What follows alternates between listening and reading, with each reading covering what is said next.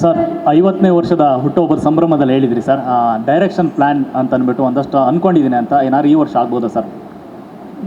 Frankly ನನಗೊಂದು ತುಂಬ ಖುಷಿಯಾದಂಥ ಒಂದು ಕತೆ ಬರೆದಿದ್ದೀನಿ. ನನಗೆ ತುಂಬ ಖುಷಿಯಾದಂಥ ಒಂದು ಕತೆ, ವಿಭಿನ್ನವಾಗಿದೆ ಅದು. ಅದನ್ನು ತುಂಬ ಡಿಸ್ಕಷನ್ ನಡೀತಾ ಇದೆ ಎಲ್ಲ ಟೆಕ್ನಿಷಿಯನ್ಸ್ ಒಟ್ಟಿಗೆ, ಸ್ಟುಡಿಯೋಸ್ ಒಟ್ಟಿಗೆ. And I want to do a very very warm film sir, my kind of a film I want to do. So planning and I'm gearing up for that. Sir ಆವಾಗಲೇ ಹೇಳಿದ್ರಿ, I like the way ನೀವು comfortable ಮಾಡ್ಕೊಂಡ್ರಲ್ಲ ನಿಮಗೆ. I am very sir I am always comfortable. Thank you sir, ಈಗ ನೀವು ಹೇಳಿದ್ರಿ ರಾಜಕೀಯಕ್ಕೆ ಬರ್ಬೋದು ನಾನು ಅಂತ ಹೇಳ್ಬಿಟ್ಟು, ಯಾವುದಾದ್ರೂ ವಿಷಯ ನೋಡಿದಾಗ ಅದರ್ವೈಸ್ ಯಾರನ್ನಾದ್ರೂ ನೋಡಿದಾಗ ನನಗೆ ರಾಜಕೀಯಕ್ಕೆ ಬರಬೇಕು ಅಂತ ಅನಿಸುತ್ತೆ ಅಂತ ಹೇಳಿದ್ರಿ. ಸೊ ಅಕಸ್ಮಾತ್ ನೀವು ರಾಜಕೀಯಕ್ಕೆ ಬಂದರೆ ನೀವು ಚೇಂಜ್ ಆಗ್ತಿರೋ, ಇಲ್ಲಿ ರಾಜಕೀಯ ಚೇಂಜ್ ಮಾಡ್ತಾರೋ ಗೊತ್ತಿಲ್ಲ. ಯಾಕಂದರೆ ಇಲ್ಲಿವರೆಗೂ ಬಂದಿರೋರೆಲ್ಲ ಅವರೇ ರಾಜಕೀಯದೊಳಗಡೆ ಹೊರಟೋಗ್ಬಿಟ್ಟಿದ್ದಾರೆ. ಸೊ ನೀವೇನಾದರೂ ಬಂದರೆ ಇಂಥದ್ದೊಂದು ವಿಷಯದ ಮೇಲೆ ಒಂದು ನಟ್ಟು ಬೋಲ್ಟನ್ನ ಟೈಟ್ ಮಾಡ್ತೀನಿ ಅಂತಂದರೆ ಯಾವ ಒಂದು ವಿಷಯ ನೋಡಿದಾಗ ನಿಮಗೆ ನಾನು ರಾಜಕೀಯಕ್ಕೆ ಬರಬೇಕು ಅಂತ ಅನಿಸುತ್ತೆ ಸರ್? ಇವಾಗ ನೀವು ಹೇಳಿದ್ರಲ್ಲ ಹೋದವರೆಲ್ಲ ಚೇಂಜ್ ಆಗ್ತಾರಂತ, ಚೇಂಜ್ ಆಗದಿದ್ದಂಗೆ ನಾನು ಟೈಟ್ ಮಾಡ್ಕೋತೀನಿ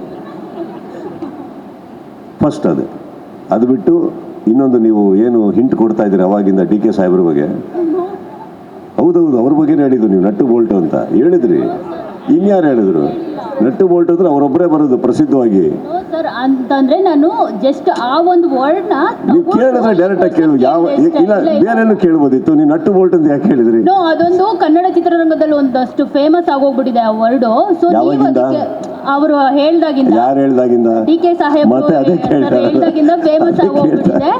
ಸೊ ಅದಕ್ಕೆ ಇಲ್ಲಿ ಲಿಂಕ್ ಮಾಡಿ ಈ ಥರದ್ದೊಂದು ಟಾಪಿಕ್ಗೆ ಆ ಥರ ಫ್ರಾಂಕ್ ಆಗಿ ಹೇಳ್ತೀನಿ ಕೇಳಿ. DK ಸಾಹೇಬ್ರದ್ದು ಏನಿಲ್ಲ ಇದರಲ್ಲಿ ಎಲ್ಲ ಕಿತಾಪತಿ ಇರೋದು ಸಾಧು ಕೋಕಿಲ ಅವ್ರದ್ದು.